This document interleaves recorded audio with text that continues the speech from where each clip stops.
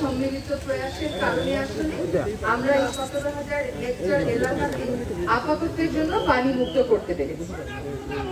আগামীতে আমাদের দুইটা কথা ভাবতে হবে, এটা অনেক দিনের লম্বা সমস্যা এবং সমস্যাটা দিন দিন আরো জটিল হয়ে গেছে। আমরা যখন 2005-এ কাজ শুরু করেছিলাম তখন যদি আমরা এটা সমাধান করতে পারতাম, সমস্যাটার সমাধান সকলের জন্য সঠিক সহজ হতো। সেটা আমরা করিনি, করতে পারিনি, করার সদিচ্ছা দেখাইনি।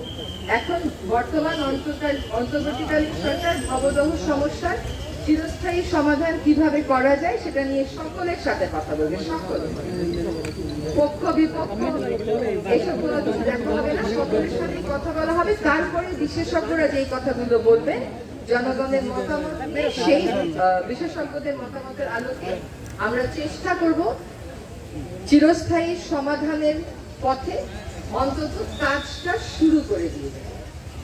আর এই বছর বর্ষায় যেন গত বছর বর্ষার মতন দুর্ভোগ না হয় সেজন্য অন্তর্বর্তীকালীন কিছু কাজ আমরা হাতে নিয়েছি। যেমন আমডাঙ্গা খাল খনন, এটা নিয়ে বলতে পারেন যতটা চওড়া করে খনন করার কথা ছিল ততটা চওড়া করে খনন করেন নাই। ততটা চওড়া করে খনন করতে গেলে আমাদের অনেক সময় লাগবে। আবার হরি, ভদ্রা আর আপার ভদ্রা এই তিনটা নদীও খননের কাজ আমরা শুরু করে দেবো। এটা বাংলাদেশ সেনাবাহিনী করবে। সেখানেও আপনারা হয়তো বলতে পারেন যতটা চওড়া করে যতটা গভীর করে করার কথা ছিল ততটা গভীর করে হয়নি, কিন্তু হবে। ওই যখন চিরস্থায়ী সমাধানটা হবে তখন ওইটা হয়ে যাবে। আপাতত গত বর্ষার মতন যেন আর পানি না জমে সেটার জন্য বাংলাদেশ সেনাবাহিনী এই নদীগুলোকে খননের কাজ শুরু করে দেবে এবং আমরা আমডাঙ্গা খাল এর খননের কাজটা শুরু করে দেবো। এবং যেহেতু এখন আমরা আছি, আমরা সকলেই সজাগ আছি যাতে গতবারের মতন কতগুলো আছে প্রাকৃতিক কারণ আমাদের নিয়ন্ত্রণে, ওরকম দুর্ভোগ আপনাদের আর পোহাতে না হয়। এখানে কয়েকটা কথা বলা জরুরি যে আমাদের এরকম ক্ষেত ভরা ধান যেটা দেখতে পাচ্ছি যে 3,000 কৃষক 3,000 হেক্টরে ধান হয়নি, সেই কৃষকদের তো নিশ্চয়ই কিছু দুঃখ রয়েছে। 17,000 হেক্টরে যে ধান হয়েছে এটা আমাদের খাদ্য নিরাপত্তা একটা অনেক বড় ভূমিকা রাখবে। এখানে বিএডিসি একটা ভূমিকা পালন করেছে। আমাদের এবার কেশবপুরের একটা জায়গাতে একটা চিংড়ি বাঁধ ভেঙে গিয়ে আবার 600-র উপরে মানুষের জমি প্লাবিত হয়ে গেছে, মনিরামপুরে প্লাবিত হয়ে গেছে। এখন তাদের জন্য ওই শেষ মুহূর্তে তো আমাদের কিছু করার ছিল না, কিন্তু আমরা দুর্যোগ ব্যবস্থাপনা মন্ত্রণালয়কে বলার সাথে সাথে তারা 3 মাসের জন্য খাদ্য সাহায্য দিয়েছে। আশা করি এটা আমরা আরো কিছুটা বাড়িয়ে দিতে পারবো। আরেকটা যে কথা বলতেই হবে আমাদেরকে সেটা হচ্ছে যে আমাদের বিদ্যুৎ মন্ত্রণালয় থেকে কৃষকেরা যাতে বাণিজ্যিক হারে সেচের জন্য টাকা দিতে না হয় সেই ব্যবস্থাটা করে দিয়েছে। ফলে 5 মাস পানির নিচে থাকা কৃষকদের অবশ্যই অনেক সুবিধা হয়েছে।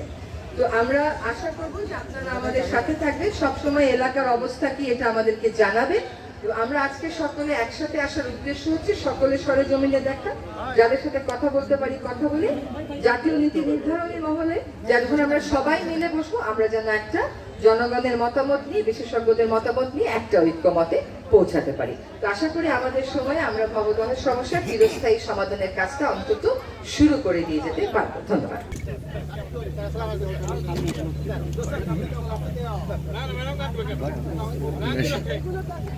ভাই ভাই ভাই একটু ফাঁকান ভাই, মিডিয়ার সামনে একটু ফাঁকান ভাই।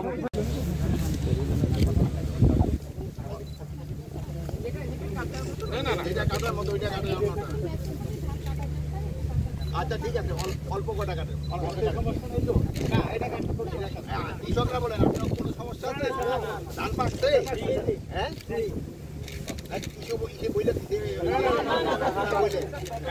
আচ্ছা অল্প কটা কাটে,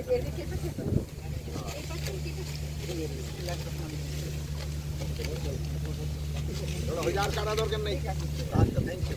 আপনাদের এই এলাকায় পানি উঠছে নাই?